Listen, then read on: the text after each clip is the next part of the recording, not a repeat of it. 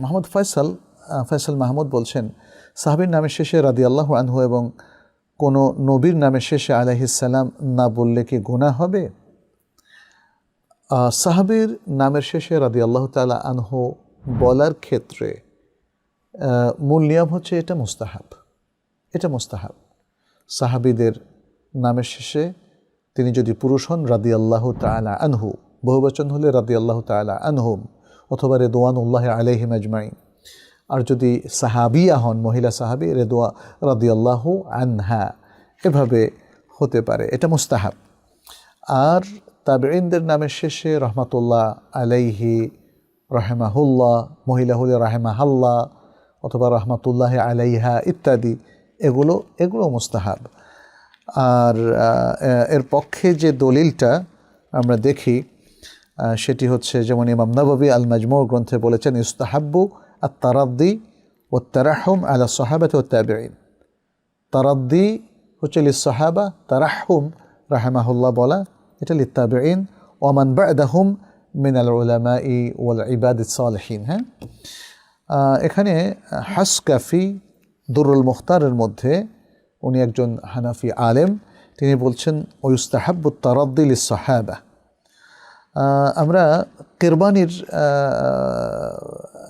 গ্রন্থেও দেখি, শারহুল মুকাদ্দিমা গ্রন্থে কিরমানি সে কথাই বলেছেন, ওয়াত-তারাহুম লিত-তাবিঈন ওয়া মান বা'দাহুম মিনাল উলামাই ওয়াল ইবাদি ওয়া সাইরিল আখিয়ার ওয়া কাযা ইয়াজুজু আকসু জায়েজ। তারা বলছেন তারাহুম এটা পরবর্তী উলামায়ে কেরামের জন্য, তারাদ্দিও কোনো ব্যক্তি বলেছেন পরবর্তী উলামায়ে কেরামের জন্য না জায়েজ নয়, আর বলে ফেললে কোনো ভুল হবে না, এটা তারা বলেছেন। জাইলাই বলেছেন আল আউলা আন ইয়াদুআ লিস-সাহাবাতি বিত-তারাদ্দি ওয়া লিত-তাবিঈনা বির-রাহমাহ ওয়া লিমান বা'দাহুম বিল-মাগফিরাতি ওয়াত-তাজাউজ। বলেছেন উত্তম হলো সাহাবায়ে কেরামের জন্য রাদিয়াল্লাহু তাআলা আনহুম অথবা আনহু আনহা এগুলো বলা, আর তাবিঈনদের জন্য রাহমা শব্দ দিয়ে দোয়া করা, রাহমাহুল্লাহ, রাহমাহাল্লাহ, রহমাতুল্লাহ আলাইহি, এভাবে।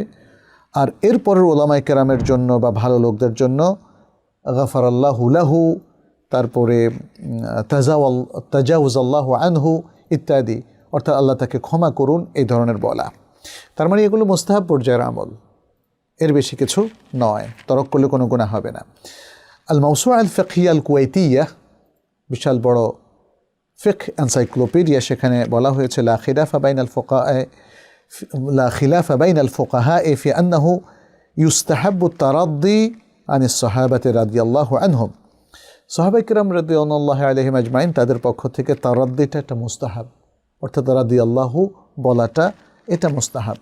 লিআন্নাহুম কানু ইউবালিগুনা ফি তালাবির রিদা মিন আল্লাহ সুবহানাহু ওয়া তাআলা, কারণ তারা আল্লাহর সন্তুষ্টি লাভের জন্য অনেক বড় ধরনের পরিশ্রম করতেন, চেষ্টা করতেন।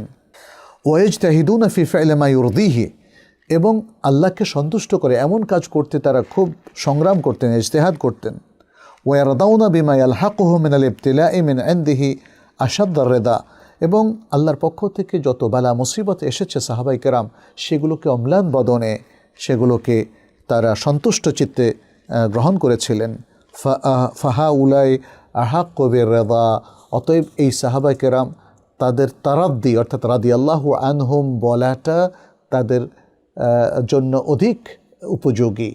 তাহলে এখানেও আমরা বুঝতে পারছি এটা ওয়াজিব নয়, এটা মুস্তাহাব পর্যায়ের একটা আমল। ফলে কেউ যদি সাহাবীর নামের শেষে রাদিয়াল্লাহু আনহু না বলে তাতে তার কোনো পাপ হবে না। দ্বিতীয় হচ্ছে নবী সাল্লাল্লাহু আলাইহি সাল্লামের নামের শেষে অথবা অন্য কোনো নবীর নামের শেষে আলাইহিমুস সালাম না বললে পাপ হবে কি না।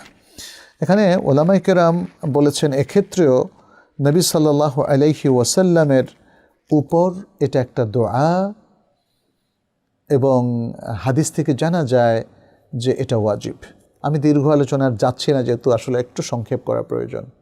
হাদিস থেকে জানা যায় আমাদের নবী সাল্লাল্লাহু আলাইহি ওয়াসাল্লামের উপর সালাত সালাম পেশ করাটা যখনই তার নাম উল্লেখ করা হয় এটা ওয়াজিব, এটা ওয়াজিব। আচ্ছা, এখন অন্য নবীদের ক্ষেত্রে এটা ওয়াজিব কিনা সেটার কোনো দলিল আমরা পাচ্ছি না। তবে অন্য নবীদের সাথে আলাইহিমুস সালাতু ওয়াস সালাম অথবা সালাওয়াতুল্লাহি ওয়া সালামুহু আলাইহিম এটা বলাটা যে জায়েজ রাজেহ সেটা আমরা দলিল থেকে পাই। দলিলটা কি? দলিল হলো আব্দুর রাজ্জাক তার মুসান্নাফ গ্রন্থে এবং আল বাইহাকি শুআবুল ঈমান গ্রন্থে উল্লেখ করেছেন। এছাড়া আর অনেক উল্লেখ করেছেন আবু হুরায়রা রাদিয়াল্লাহু তাআলা আনহুর হাদিস, এবং খতিব আল বাগদাদি আনাস রাদিয়াল্লাহু তাআলা আনহু থেকে বর্ণনা করছেন একটা হাদিস, দুজন সাহাবী থেকে পাচ্ছি আমরা। নবী সাল্লাল্লাহু আলাইহি ওয়াসাল্লাম বলেছেন, সল্লু আলা আম্বিয়া ইল্লাহি ওয়া রাসূলিহি, তোমরা আল্লাহর নবীগণ এবং তার রাসূলগণের উপরে সালাত প্রেরণ করো। ফাইন্নাল্লাহা বাআসাহুম কামা বাআসানি, আল্লাহ তাআলা তাদেরকে নবী আম্বিয়া হিসাবে প্রেরণ করেছেন যেভাবে আমাকে রিসালাত দিয়ে প্রেরণ করেছেন। আচ্ছা, আর এই হাদিসটা সাহাহাহু আল আলবানী রাহিমাহুল্লাহ ফি সিলসিলা সাহিহা ওয়া হাসানাহু ফি সহিহ আল জামি'। সিলসিলা সাহিহার মধ্যে শেখ আলবানী এটাকে সহিহ বলেছেন, আর সহিহ আল জামি'র মধ্যে এটাকে হাসান বলেছেন। অতএব আমরা অন্যান্য নবীদের সাথে আলাইহিমুসসালাতু ওয়াসসালাম এটা বলতে কোনো অসুবিধা নেই, অথবা সালাওয়াতুল্লাহ সাল্লামুহু আলাইহিম এটা বলা যাবে, কিন্তু এটা বলা ওয়াজিব এমন কোনো দলিল কিন্তু আমরা পাচ্ছি না। যদিও নবী সাল্লাল্লাহু আলাইহি সাল্লাম সল্লু শব্দ বলে নির্দেশ করেছেন, সল্লু শব্দ বলে নির্দেশ করেছেন। এখন এই দলিলটাকে যদি আমরা নির্দেশ হিসাবে গ্রহণ করি এবং এখানে আল আমরু লিল উজুব আমর ওয়াজিবের জন্য আসে, তাহলে এই বিবেচনায় অন্যান্য নবী আম্বিয়াদের উপরও সালাত সালাম পেশ করাটা ওয়াজিব হয়ে যায়। উলামায়ে কেরামের এগুলো নিয়ে অনেক ইখতিলাফ আছে, বিভিন্ন দলিল আছে, বিভিন্ন প্রসঙ্গ আছে। আমরা এতটুকু বলবো যে আমাদের নবী সাল্লাল্লাহু আলাইহি ওয়াসাল্লামের উপর সালাত সালাম পেশ করাটা ওয়াজিব, আর অন্যদের ব্যাপারে আমরা সর্বাত্মক চেষ্টা করব বলতে। না বললে কেউ যদি ভুলে যান তার পাপ হয়ে গেছে, তিনি ওয়াজিব লঙ্ঘন করেছেন, এই ধরনের ব্লেম না দিয়ে আমরা শুধু সুন্দর নাসিহা করব যে যেহেতু নবী সাল্লাল্লাহু আলাইহি ওয়াসাল্লাম নির্দেশ দিয়েছেন, আসুন আমরা সবসময় যে কোনো নবী রাসূলের উল্লেখের পরে সালাত সালাম যেন পেশ করি।